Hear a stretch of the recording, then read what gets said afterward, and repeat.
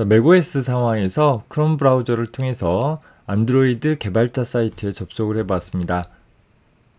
현재 환경 개선에 대한 설문조사는 취소하고 쿠키에 대한 사용도 나중에 사용할 수 있도록 설정을 했습니다. 현재 웹브라우저에서 살짝 내려가 보면 현재 안드로이드 스튜디오 다운로드라는 링크가 나타나는 것을 볼 수 있습니다. 현재 맥OS 상황에서 크롬 브라우저를 수행했기 때문에 이 페이지의 다운로드 링크는 맥OS용 안드로이드 스튜디오를 다운로드할 수 있게끔 처리가 되어집니다. 따라서 이용 약관에 모두 동의를 하고 나서 현재 맥OS가 수행되어지는 컴퓨팅 환경의 하드웨어가 인텔 CPU를 사용하고 있는지 애플 실리콘 칩을 사용하고 있는지에 따라서 선택을 해주면 되겠습니다. 다운로드가 완료되어지기를 대기하도록 합시다.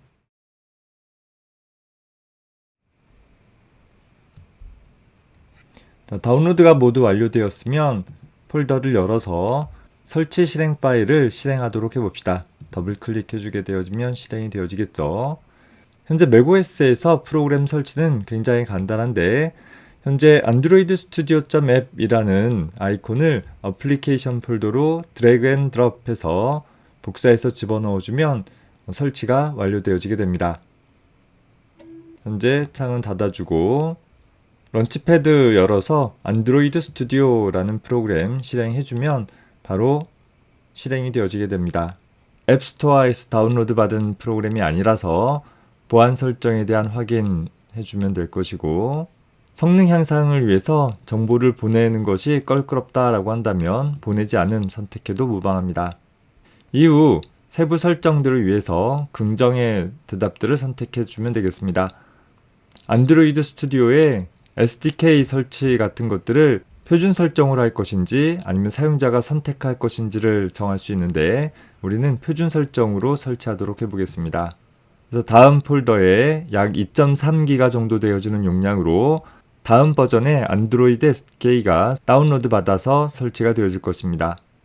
역시 다음 눌러주고 이 굵은색으로 표시되어진 각 항목에 대한 라이센스들을 동의해주는 처리들을 해줘야 될 것이에요.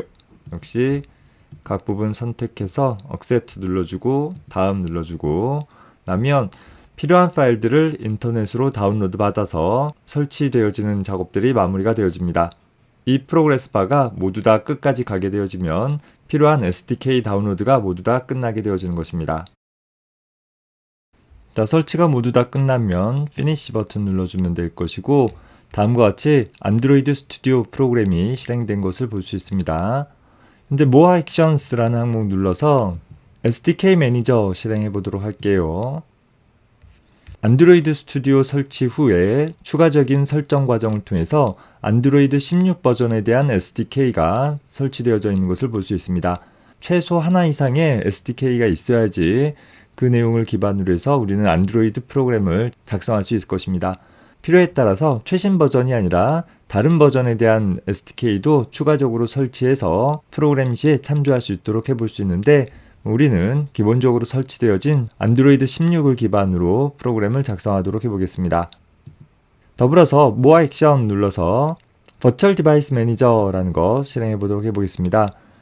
보안 설정 허용해주고 현재 기본적으로 가상 머신으로서 미디엄폰 API라는 가상 머신이 하나 설정되어 있는 것을 볼 수 있습니다. 여기 점점점 눌러가지고서 수정사항 가보면 현재 어떤 API 레벨로 수행되어져 있는 어떤 하드웨어를 갖고 있는 가상 머신인지를 확인해 볼 수 있습니다. 추가적인 설정을 가보면 CPU나 메모리 상황 같은 것들도 필요시 수정해 가면서 테스트해 볼 수 있습니다.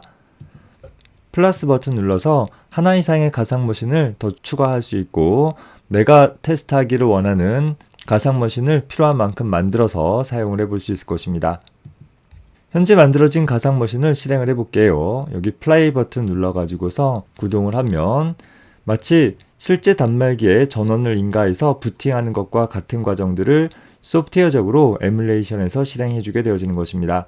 사실 이 버추얼 머신은 현재 호스트 운영체제에서 안드로이드 시스템을 소프트웨어적으로 에뮬레이션 해주는 것이기 때문에 호스트 시스템의 사양이 좋지 못한 상태에서 너무 높은 고사양의 가상 머신을 구동하게 되어지면 시스템이 원활하게 수행되어지지 못하는 부분들이 있어서 적절한 수준에서 자기 컴퓨팅 환경을 참조해서 적절한 수준의 가상 머신을 만들어서 수행을 해주면 되겠습니다. 실제 하나의 안드로이드 폰이 구동된 것처럼 화면이 나타나는 것을 볼 수 있어요.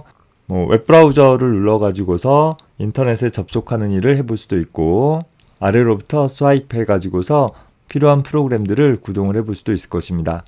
실제 단말기를 사용하는 것처럼 여러분들이 다양하게 에뮬레이션 되어지는 단말기를 이용해 볼 수 있을 것이고, 우리가 작성한 프로그램을 실제 이 단말기 상에 띄워서 그 동작을 확인해 볼 수도 있을 것입니다.